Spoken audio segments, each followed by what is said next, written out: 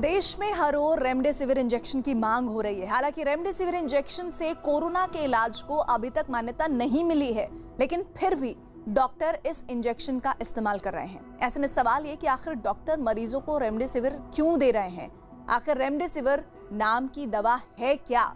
ये injection corona मरीजों को लगाए जाने के बाद आखिर इसका असर कैसे होता है, ये काम कैसे करता है और कोरोना संक्रमण के शिकार हो चुके मरीजों के शरीर में जाने के बाद किस तरह कोरोना वायरस से लड़ता है, इसको जानने के लिए देखिए हमारी ये रिपोर्ट।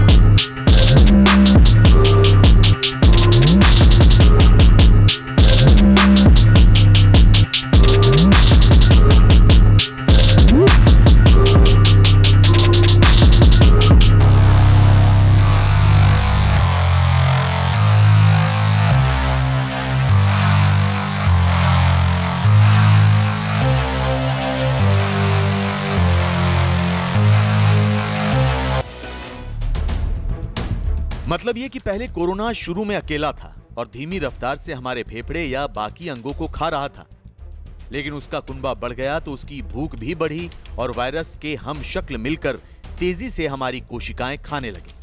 यानी वायरस से लड़ते शरीर के सामने दुश्मन की सेना दिन दुनी रात चौगुनी रफ्तार से बढ़ रही है और शरीर पर बोझ बढ़ता जा रहा है। तो इलाज क्या है?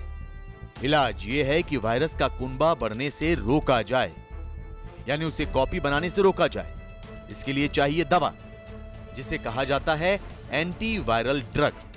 यूं तो एंटीवायरल ड्रग कई तरह के होते हैं, लेकिन कोरोना वायरस एक इन्फ्लुएंजा वायरस है। इन्फ्लुएंजा का मतलब ये कि सर्दी बुखार लक्षण वाला वायरस। इसलिए कोरोना के लिए एंटी इन्फ्लुएंजा दवा दी जाती है। एंटी इन्फ्लुएंजा का मतलब वो दवा जो बुखार सर्दी जुकाम के लक्षण वाले वायरस से लड़ सके। इस दवा को गोली, कैप्सूल या इंजेक्शन के जरिए दिया जाता है। इंजेक्शन का असर जल्दी होता है क्योंकि इंजेक्शन की दवा सीधे खून में जाती है और पूरे शरीर में तेजी से पहुंचती है। रेमडेसिविर को इंजेक्शन के तौर पर दिया जाता है, जो एंटी इन्फ्लुएंजा दवा है। ये इंजेक्शन वायरस को कॉपी बनाने से रोकता है। रेमडेसिविर एक एंटीवायरल है और ये वायरस की मल्टीप्लिकेशन को रोकता है। ये फर्स्ट 10 डेज दिया जाता है। मॉडरेट टू सीवियर पेशेंट के लिए यूज़ किया जाता है। उन पेशेंट में जैसे जिसको लीवर फेलियर्स या फिर लीवर प्रॉब्लम्स या किडनी प्रॉब्लम्स या ब्रीदिंग प्रॉब्लम्स है, उनके लिए इसको मॉनिटर किया जाता है।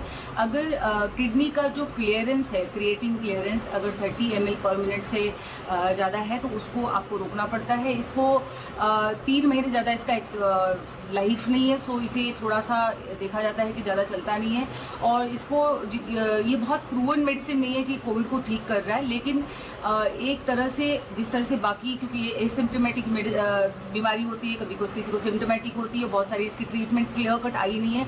तो एंटीवायरल हुआ या फिर एंटीवायरल हुआ या फिर स्टेरॉइड हुआ या फिर एंटीबैक्टीरियल हो, इसी तरह से एंटीवायरल को भी यूज़ किया जा रहा है। वायरस को कॉपी बनाने से रोकने का मतलब हुआ कि शरीर में लगातार बढ़ता वायरस का कुनबा अब बढ़ना बंद हो सकता है। यानी डॉक्टरों की भाषा में कहें तो वायरल लोड कम हो जाएगा। यानी इसका मतलब यह हुआ कि अब कोरोना वायरस की संख्या नहीं बढ़ेगी। यानी रेमडेसिविर इंजेक्शन लगाकर दुश्मन सेना की तादाद बढ़ने से रोक दी गई। अब शरीर में जितने वायरस बचे हैं उनसे लड़ने में दूसरी दवाओं और शरीर की इम्यूनिटी पावर को पहले के मुकाबले कम ताकत लगानी है।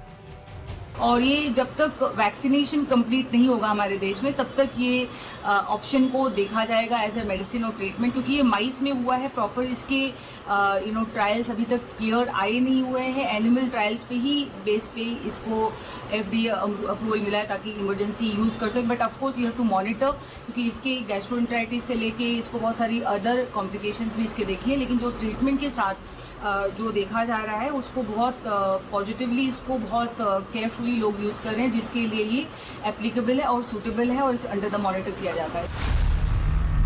इसी वजह से रेमडेसिविर इंजेक्शन की इस वक्त बहुत मांग है। इस इंजेक्शन को करीब 10 साल पहले बनाया गया था, तब इसे सांस रोगों के इलाज के लिए कारगर माना गया था।